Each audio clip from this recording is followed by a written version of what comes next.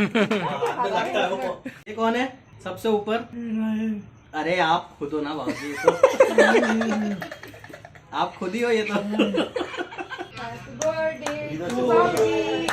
ये जो आप पूरा सेलिब्रेशन देख रहे हो, ये है 5 मार्च की बात। बाबूजी का 95th बर्थडे हम लोग सेलिब्रेट कर रहे थे और देख सकते हो आप सब लोग कितना खुश हैं। आज उज्जैन मध्य प्रदेश के सीएम का भी जन्मदिन है, यहाँ उज्जैन के सीएम का जन्मदिन हो गया। ये क्लिप है 15 मार्च की, जब हम लोग दादा दादी को महाकाल लेके जा रहे थे। पता नहीं कितने सालों बाद जो है दोनों को साथ में महाकाल लेके जाने वाले थे।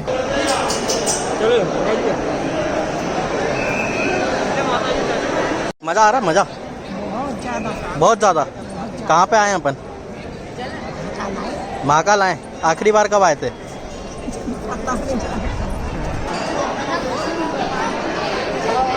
कैसा लगा? स्वर्ग में पहुंच गए, क्या बात है। चलो काटो बाबूजी। मजा आ रहा है? मजा बहुत ज़्यादा।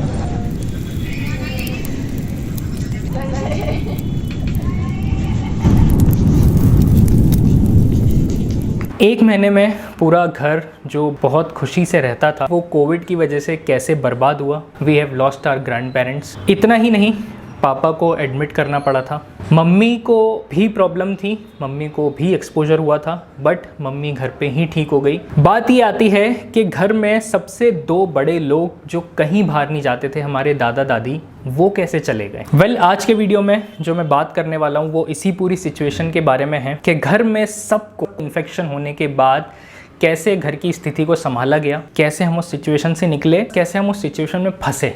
हम लोग को 20 मार्च को सबसे पहली बार पता चला था कि हम लोग 2 दिन तक एक कोविड पॉजिटिव के साथ में थे, हमारे ताऊजी। लेकिन 29 मार्च को फिर पापा को एडमिट करा, तो 9 दिन हम कर क्या रहे थे। मैंने इस पूरी कंडीशन को एनालाइज किया 1 महीने को कि कहाँ गलती हुई, कहाँ हम संभाल सकते थे या कहाँ हम रोक सकते थे चीज़ों को। वो पूरा एनालिसिस करके मैं आज ये वीडियो बना रहा हूँ। तो आपसे रिक्वेस्ट है आज पूरा देखना, और अगर आपको कुछ भी पूछना है, कुछ क्वेश्चन है, तो ये मेरा इंस्टाग्राम आईडी है, आप यहाँ पे मैसेज कर सकते हो। तो ये सब चीज़ों की स्टार्ट होती है एक शादी से। हमारे रिलेटिव्स में एक शादी थी 15 मार्च की। अब शादी है तो सब लोग आए थे, एंड 15 मार्च तक ये सेकेंड वेव का कोई सीन नहीं था। लोगों ने मास्क पहनना ही ऑलमोस्ट बंद कर दिया था। अब हुआ ये था कि उसमें हमारे एक ताऊजी आए थे, और 16 और 17 मार्च को शादी होने के बाद वो हमारे घर पे रुके थे। हमको उस टाइम कोई आइडिया नहीं था कि हम लोग किस कंडीशन में फंसने वाले हैं। उनको फीवर आ रहा था, ये हम लोग को पता था।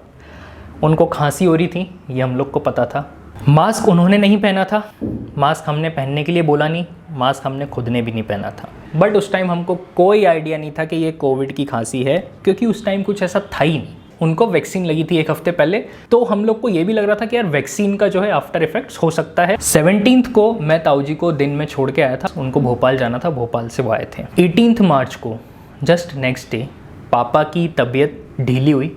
बुखार नहीं आया, थोड़ा हाथ पैर ढीले होते हैं ना, बॉडी हम बोलते हैं कि आज तो ढीला सा लग रहा है, वैसा सा हुआ। लेकिन पापा को भी जो है अभी 1 हफ्ते पहले ही वैक्सीन लगी थी, और वो ठीक हो गए। अगले दिन वो जब सुबह उठे वो ठीक हो गए। 19 मार्च को मम्मी को पहली बार फीवर आया। अभी तक हमको पता नहीं था कि क्यों आ रहा है। वो मम्मी का फीवर उतर गया। 20 तारीख को शाम को हम लोग को फ़ोन आया कि ताऊजी कोविड पॉजिटिव है। ओ भाई साहब, वो जो मोमेंट था ना, बोलते ना वोल्केनो जो ट्रिगर हुआ ना, कि मैंने कहा अब गड़बड़ स्टार्ट हुई। सबको उसी टाइम देखना चालू किया, सबसे जाके पूछा किसी को कुछ प्रॉब्लम तो नहीं है। तब तक भाई नहीं था यहाँ पे, वो इंदौर में था। 21 मार्च को हम लोग सोच रहे थे कि टेस्ट कराएं, बट 21 मार्च को हम लोगों ने फिर से ऑब्जर्व किया, सब लोग सही थे। 22 तारीख को फिर से हम लोग को सुबह फ़ोन आया कि ताऊजी नेगेटिव आ गए। पहली बार जो उनका टेस्ट हुआ था वो हुआ था एंटीजन टेस्ट, उसमें वो पॉजिटिव आए थे। उसके बाद फिर एंटीजन टेस्ट कराते हो तो उस पर लिखा रहता है कि आप RT-PCR कराओ। RT-PCR कराए तो उसमें नेगेटिव आ गया। तो हम लोग एकदम रिलैक्स किया, यार चलो कोई बात नहीं। फिर उसके बाद 23 को भी ऑब्जर्व किया तो सब लोग सही थे। और 23 तारीख को हम लोग का ऑलरेडी एक अपॉइंटमेंट भी था डॉक्टर के साथ में,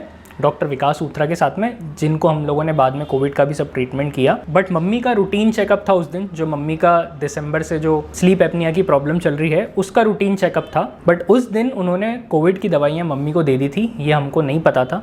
बट बाद में जब हम 29 को गए थे तब उन्होंने बोला था कि मम्मी की तो ऑलरेडी सही दवाइयाँ चल रही हैं, उनकी वैसी ही चलने। तो 23 से लेकिन एक चीज़ चालू ये हुई थी कि दादा दादी जो हैं वो खाने में मतलब मना कर रहे थे, थोड़े से ढीले से लग रहे थे, कोई फीवर नहीं आया था उनको तब तक, तो इतना माइंड नहीं किया क्योंकि 22 को तो हमको पता चल गया था कि यार रिपोर्ट नेगेटिव है। 24 आया, 24 को सुबह फिर से फ़ोन आया कि ताऊ जी की तबीयत सही नहीं लग रही थी, तो रिपीट किया टेस्ट को RT-PCR और अभी पॉजिटिव आया। अब 24 तारीख को हमको थर्ड रिपोर्ट में फिर से पता चल रहा है कि पॉजिटिव है। अब जो मतलब दिमाग पे प्रेशर था ना, मैं आपको बता नहीं सकता वो ज़िंदगी में, मतलब इतना मैंने लाइफ में इतना प्रेशर मैंने अपने दिमाग पे कभी नहीं झेला है। और इन चीज़ों में मैं जाता ही नहीं हूँ। ये दिमाग मेरा जब भी इस डायरेक्शन में जाता है ना, तो उसको ऐसे करके क्रॉस कर दो, वरना वो फिर वो सब सिचुएशन आती है। तो बेटर है कि आप उस चीज़ों को छोड़ो, जो चीज़ आपको पसंद है आप उसमें रहो, खुश रहो। जो हो गया सो हो गया, जो होने वाला है वो होगा, कोई रोक नहीं सकता है। You can just try your best, it is as simple as that. अब 24 को दो चीज़ें होती हैं। पहले ये फ़ोन आता है सुबह, 24 को शाम को पापा को फीवर आता है, 24 को रात को दादाजी को सबसे पहली बार फीवर आया। पापा को 24 तारीख को फीवर आया था, ये चीज़ मेरे को नहीं पता। उन्होंने क्रोसिन खा ली, वो सही हो गए। दादाजी का मेरे को पता था रात को, क्योंकि हम लोग ही देख रहे थे उनको, तो हमने उनको एक क्रोसिन दे दी और उस टाइम तक उनकी हालत ना थोड़ी सी ढीली सी लग रही थी। तो नेक्स्ट डे 25 के लिए RT-PCR गवर्नमेंट का जो होता है वो हम लोगों ने अपॉइंट कर दिया। 25 तारीख को दिन में अराउंड 2 बजे के आसपास वो पूरी टीम आई थी सैंपल्स लेने के लिए। उन्होंने हमारे सैंपल्स लिए, खाली गले से लिए, उन्होंने नाक से सैंपल्स नहीं लिए थे, और एकदम 1-2 सेकंड में सैंपल लिए और वो चले गए। मैं कहा हो सकता है आजकल जल्दी हो जाता होगा ये सब चीज़ें, पहले तो काफ़ी देर तक ऐसे नाक में और गले में करते रहते थे। उन्होंने बोला कि भाई आपका 25 को है, 26 की मॉर्निंग में आपकी रिपोर्ट आ जाएगी। सुबह मैंने फ़ोन किया कि सुबह हमारी रिपोर्ट नहीं आई, तो बोलते शाम तक पक्का आ जाएगी। 26 को शाम को भी कोई रिपोर्ट नहीं आई।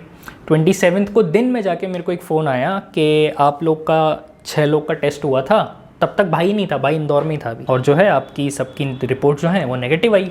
ओ भाई, वो जो रिलीफ था, मैं घर पे जाके नीचे सबको बताया। लेकिन इस टाइम तक क्या हो रहा था कि दादाजी और दादी जी की तबीयत ना थोड़ी सी और ढीली होती जा रही थी, प्लस उनका खाना कम होता जा रहा था। ये चीज़ तो मैं अभी इतना ईजिली बोल पा रहा हूँ क्योंकि ना इस चीज़ को मैंने पूरा एनालाइज किया बाद में बैठ के कि हम क्या कर रहे थे उस टाइम। मैंने 27 को शाम को वापस कॉल किया कि यार हमारे घर में रिपोर्ट जो है नेगेटिव आई है, लेकिन मेरे घर में जो कंडीशन है वो सही नहीं है। तो मेरे को फिर आंसर आया कि आपका रिपोर्ट तो नेगेटिव आई है, लेकिन अब अगर आपको लगता है कि आपकी तबीयत बिगड़ रही है घर में, तो आप प्राइवेट अपना जाके चेकअप करा सकते हो। बस तब से वो कंफर्म हो गया कि हाँ भैया अब जो है ये कोविड है। अब इस टाइम तक ऑलरेडी 27 की शाम हो चुकी थी, रिपोर्ट हम लोग की नेगेटिव आई थी। हम लोगों ने 28 को हमारा एक्शन प्लान जो डे होता है आपका वो बनाया था कि कल हम जो है डॉक्टर के पास जाते हैं। डॉक्टर हमारे थे डॉक्टर विकास सूत्रा, उनके बारे में हम और आगे बात करेंगे। अब 28 की सुबह हुई, दादाजी ने कुछ खाना ही एकदम बंद कर दिया था। हम लोगों ने फिर सोचा कि दादाजी को बॉटल चढ़ाते हैं, थोड़ी सी उनकी ताकत आएगी, थोड़ी अलर्टनेस आएगी। उसके बाद आज तो हम जाने ही वाले हैं, दिन में हम लोग जाने वाले थे डॉक्टर के यहाँ, फिर सारी बात कर लेंगे। बट अब एक चीज़ और ऐड हो गई थी कि दादाजी की हम लोगों ने ऑब्जर्व किया कि उनकी सांस जो है वो बहुत जल्दी जल्दी चल रही थी। 24 को उनको बुखार आया, 28 को सुबह उनकी सांसें चलने लग गई तेज तेज। ऑल ऑफ अ सडन हमने ये डिसाइड किया कि जो हम डॉक्टर के यहाँ पहले जाने वाले थे हम लोग, क्योंकि बाऊजी की कंडीशन ये नहीं थी कि हम पहले उनको डॉक्टर के यहाँ लेके जाते, फिर वहाँ से कुछ कंसल्ट करके हम कुछ और करते, तो हम लोगों ने ये डिसाइड किया कि दादाजी को डायरेक्ट हम एडमिट करने का ट्राई करते हैं। 28 को मैंने फिर फ़ोन लगाया, दिन में मैंने सहर्ष करके एक हॉस्पिटल है हमारे पीछे, मैंने डायरेक्ट वहाँ पे फ़ोन लगाया कि सर हमारा दादाजी हमारे हैं, उनकी तबीयत बहुत ख़राब हो रही है और हमारी टेस्ट भी हो चुका है बट हमारे नेगेटिव हैं, तो हमको उनको एडमिट कराना है। तो उन्होंने एग्री करा कि हाँ ठीक है आप ले आओ अगर आपको ऐसा लग रहा है तो। देन उसके बाद मैंने बोला सर अगर आपके पास एम्बुलेंस है तो प्लीज़ भेज दीजिए। उन्होंने बोला कि हाँ एम्बुलेंस है, इंदौर से वो चल दी है, आधा घंटा लगेगा, वो आपके घर पर आ जाएगी। आधा घंटा हम लोग वेट कर सकते हैं, हम लोग कार में ले जा सकते थे, लेकिन उनकी कंडीशन थोड़ी, जब वो ऐसे सांस ले रहे थे ना तो हम थोड़ा सा डर गए कि यार कुछ गड़बड़ ना हो जाए ले जाने में इधर उधर। एम्बुलेंस जब तक आती उसके पहले हम लोग कंटिन्यू देख ही रहे थे और बॉटल भी इस टाइम तक चढ़ चुकी थी। एक बार उसके बाद फिर मैं जाके मैंने हल्का सा देखा, मैंने देखा कि उनकी जो छाती होती है ऊपर नीचे होती है ना सांस लेने में, वो नहीं हो रही। अंदर से तो समझ आ गया एक सेकंड के लिए क्या हो चुका है घर में। अभी मैंने, भाई मेरा नहा रहा था, मैंने उसको बुलाया कि यार ये देख क्या है, बाऊजी का ये चल नहीं रही है। हम लोग फटाफट सहर्ष भागे। उस टाइम पे ये कंडीशन हो गई थी कि हम लोग कार में जा रहे हैं, एम्बुलेंस का फ़ोन आ रहा है, दादाजी घर पे पता है कि हमको दादाजी अब नहीं है। मेरे दिमाग में ये बात चल रही है कि यार दादाजी गए, कि जो गया वो गया यार, अब जो बचा है उनको बचाओ। मतलब ये इस टाइप की वो थिंकिंग चल रही थी अंदर। जो इंसान गया उसका पेन हो, उसका दुख हो, उस दुख के लिए भी वो फीलिंग को ओवरकम कर लिया बाकी चीज़ों ने। और मैं कभी नहीं सोच सकता, मतलब हम लोग तो दादाजी के लिए ऐसा सोचते थे कि यार क्योंकि दादाजी ऑलरेडी 95 थे, 96 में रनिंग थे कि दादाजी जब कभी जाएंगे तो हम उनको ऐसा ले जाएंगे यार कि कभी कोई लेके ही नहीं गया होगा, हम लोग इतनी शानों उससे लेके जाएंगे उनको, हम तो ये सोचते थे। बट क्या रह गया यार, वो हमको पता चल गया कि घर में इन्फेक्शन बहुत ज़्यादा है। जब दादाजी गए तो 28 को तो रात को हमने रखा ही उनको घर पे पूरा, और 28 को ही फिर रात को मैंने जो हमारे डॉक्टर हैं, डॉक्टर विकास ऊथरा, मैंने उनको एक मैसेज किया कि सर बहुत अर्जेंट है and I need to talk. पहले उनका मैसेज आया कि प्लीज़ मैसेज करो पहले कि क्या हुआ। मैंने उनको बताया कि सर घर में ऐसा ऐसा हो रहा है, घर में दादाजी ऑलरेडी जा चुके हैं, हमारी रिपोर्ट्स नेगेटिव है, लेकिन दादी जी की हालत बिल्कुल डाउन है, अनकॉन्शियस है वो, पापा की हालत बहुत डाउन हो रही है, तो क्या करें। ये 28 को रात को मैंने मैसेज किया, उनका तुरंत फ़ोन आया कि कल 12 बजे क्लिनिक पे मिलो। 29 को सुबह हम लोगों ने पूरा अंतिम संस्कार किया। 29 को 12 बजे हमारा डॉक्टर के साथ में अपॉइंटमेंट है। सब कंडीशन बताई उन्होंने, सबके लिए दवाई लिखी। मम्मी की ऑलरेडी दवाई चल रही है, उनकी चलने दो, कोई प्रॉब्लम नहीं है। पापा को तुम लेके आओ, उन्होंने ये बोला कि पापा को मेरे को देखना है यार, तुम उनको लेके आओ, कितनी देर में ला सकते हो। हम 10 मिनट में लेके आ जाएंगे। ही सच अ नाइस पर्सन के यार, मतलब वो गाड़ी में बाहर आके देख लेते हैं। उन्होंने 6 से 60 सेकंड उनको देखा और सुना, वो जो भी करा उन्होंने कि ठीक है अंदर आओ अपन बात करते हैं। मैं अंदर गया क्लिनिक में, उन्होंने बोला कि यार देखो अंकल को तो एडमिट करा दो, मम्मी का जो चल रहा है उनको चलने दो, मम्मी को अपन घर पे ही ठीक कर लेंगे, तुम तीनों के लिए ये है और कोई टेंशन नहीं, ये खा लो हो जाओगे। मतलब वो मोमेंट था कि जो डर था ना, यहाँ पे जो टेंशन थी 2 दिन से, जो यहाँ पे टेंशन थी, वो एकदम से एकदम नीचे आ गई मिलने के बाद ही कि यार अब सब सही हो जाएगा। वहाँ से निकले, फटाफट सारा काम किया हम लोगों ने। पापा को 4:30 के आसपास जो है हमने सहर्ष में, हमारे घर के पास में, वहाँ पे एडमिट करा दिया। उसके बाद एक रिलीफ की सांस ली। अब दूसरा टेंशन ये था कि अब दादी जी का क्या। लेकिन दादी जी का ये था कि उनको ना फीवर था ना खांसी थी, कुछ नहीं था, बस वो ऐसे ही अनकॉन्शियसली ऐसे बस थी। क्योंकि दादी जी का के साथ में ये प्रॉब्लम थी कि 2 साल से उनके पैर वैसे ही नहीं चलते थे, मतलब वो बेड पे ही थी। तो दवाई तो लिखी दी थी कोविड वाली, तो हम लोगों ने जो है दादी जी को पहले तो कोविड वाली दवाई देना चालू की। उनका एक ब्लड टेस्ट हुआ जिसमें उनका CRP 44 आया, बट उनको कोई सिम्टम नहीं। एक चीज़ थी कि उनकी आवाज़ जो है बोलने की, वो उनकी आवाज़ चेंज हो गई थी। बहुत सारी चीज़ें ट्राई की यार, उनका ब्लड टेस्ट भी हुआ, उनको दवाइयाँ कोविड की भी दी गई, नॉर्मल भी दी गई। उसके बाद एक बार हम उनको, ऊथरा सर हैं उनके पास लेके भी गए थे। कैसे तो करके हमने उनको उठाया, गाड़ी में बिठाया, और वो एकदम ऐसे अनकॉन्शियस सी ही पूरी वहाँ पे लेके गए। उन्होंने बोला कि यार इनको डिहाइड्रेशन बहुत ज़्यादा हो रहा है, क्योंकि ऑब्वियसली वो खा नहीं रही थी, इनको बॉटल चढ़ाओ। हमने उनको 5 बॉटल भी चढ़ाई। ऑल्दो उनको सिम्टम्स नहीं थे, बट जो वीकनेस और जो भी अंदर हुआ होगा वो उससे, उस चीज़ से रिकवर नहीं कर पाई वो। दादाजी 28 को गए, दादी जी 25 अप्रैल को गई, लेकिन उनको ये नहीं पता था कि दादाजी चले गए, क्योंकि उनकी याददाश्त ही चली गई थी। ये कब हुआ ये हमको कोई आइडिया नहीं है। उनको पता ही नहीं है कि मैं कहाँ हूँ और क्या आसपास हो रहा है। मेरे से वो बोलती हैं कि तू कौन है, और ये हम लोग को समझ ही नहीं आया कि ये कैसा कोइंसिडेंस था कि एक इंसान गया, दूसरा इंसान जो उससे जुड़ा हुआ था उसकी याददाश्त ही चली गई, उसको पता ही नहीं है कि एक इंसान जा चुका है। मतलब दोनों को आपस में एक दूसरे के जाने का वो दुख ही नहीं है। शायद यही वो था जो 15 तारीख को महाकाल जब दोनों को हम लेके गए थे, पता नहीं उन लोगों ने क्या मांगा। अब मेन चीज़ कि हाउ डिड वी हैंडल, और हमारी गलतियाँ। सबसे पहले अपन बात करते हैं गलतियों पे। गलती हमारी ये हुई थी कि सबसे पहली बात तो जब कोई आपके सामने खांस रहा है या छींक रहा है या बुखार आ रहा है, आप सबसे पहले मास्क पहन। मास्क आपको हमेशा बचा के रखेगा। मैं अगर आपके सामने यहाँ पे हेल्दी तरीके से बैठा हूँ, इसका जस्ट एक रीज़न है कि मास्क। दूसरी चीज़ उसके बाद ये है कि भाई प्रोग्राम, शादी वगैरह जो भी है, कहीं मत जाओ। किसी रिश्तेदार को बुरा लगता है तो लगने दो, बिकॉज आपको नहीं पता कि कौन से मोमेंट पे क्या आपको हो जाएगा। और एक बार अगर कुछ हो गई ना, तो फिर जहाँ आप गए हो वो भी कोई देखने नहीं आएगा। फिर आप सोच लो कि आप अकेले हो। अपना ध्यान रखो, छोड़ो अपना घर में रहो, बाहर निकलो तो मास्क पहनो। सामान को अगर कुछ घर में लाते हो उसको पहले सैनिटाइज करो गेट पे, उसके बाद अंदर लाओ सामानों को। हम लोग की तो ये कंडीशन थी कि 29 तारीख को जब हम लोगों ने एडमिट कराया था, हम लोग मास्क पहन के सोए थे। 3 दिन तक मास्क पहन के मैं सोया था। उसके बाद मेरे से नहीं पहना रहा था। मैं कब भाड़ में जाए, अब मैं सोते टाइम तो मास्क नहीं पहन सकता, लेकिन भाई ने तो अभी थोड़े दिन पहले तक वो सोते टाइम पहनता था मास्क। मैं दिन भर पहने रहता था, अभी भी पहने रहते हैं। ये तो मैं अभी ऊपर हूँ रूम में, मम्मी को अब नीचे शिफ्ट कर दिया है, तो इसीलिए मैं कुछ नहीं पहना हूँ, वरना मैं अभी नीचे जाऊँगा तो मैं मास्क पहन लूँगा।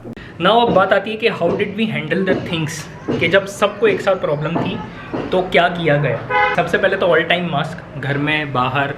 प्लस ये जो आपको सामने अभी रूम दिख रहा है, ये ऊपर है, फर्स्ट फ्लोर पे है, और यहाँ पे छोटी सी बालकनी टाइप है जिसमें फ़िलहाल अभी जिम का सामान है। बट जब सब चीज़ें चल रही थी तो यहाँ पे एक बेड लगा था जिस पे तनु सो रही थी, और यहाँ पे मम्मी सो रही थी। तनु और मम्मी को दोनों को हमने ऊपर शिफ्ट कर दिया था बिकॉज हम नहीं चाहते थे कि नीचे उनको थोड़ा भी रिस्क रहे, बिकॉज उस टाइम तो एकदम एक्टिव इन्फेक्शन था। तो हम लोग यहीं दूर से खड़े रहते थे, 2-2 3-3 मास्क पहन के मम्मी को देखते थे। तनु ने जो ये पूरे ऊपर का जो संभाला है, मतलब तारीफ़ कम है यार। और नीचे का मेरे साथ में जो भाई ने सपोर्ट किया है, मतलब अकेले तो मैं कुछ नहीं कर पाता। और बाकी पीछे एक रूम है यहाँ पे अंदर, वहाँ पे दादा दादी का वो रूम है। तो दादी जी उधर पीछे थी और उसके बाद ये यहाँ पे पापा का रूम है, पापा भी बैठे हैं उसमें हम लोग सोते थे। इस टाइप से सबको आइसोलेट किया हुआ था। आज 7th में हो गई है, 3 अप्रैल को डिस्चार्ज हुए थे, आज 1 महीने से ज़्यादा हो गया है। वीकनेस अभी भी है। उनको एक तो शुगर है, शुगर अगर आपको है तो वो बीच में अड़ंगा डालती है आपकी रिकवरी में। इन सब के बाद I just wanted to thank doctor Vikas Uthra. Anyways ये स्टोरी एक में तो नहीं हो पाएगी। Guys everyone, you please take care of yourself. ध्यान रखो अपना, अपने से ज़्यादा अपने बड़ों का, क्योंकि उनको ज़्यादा रिस्क है। Bye bye.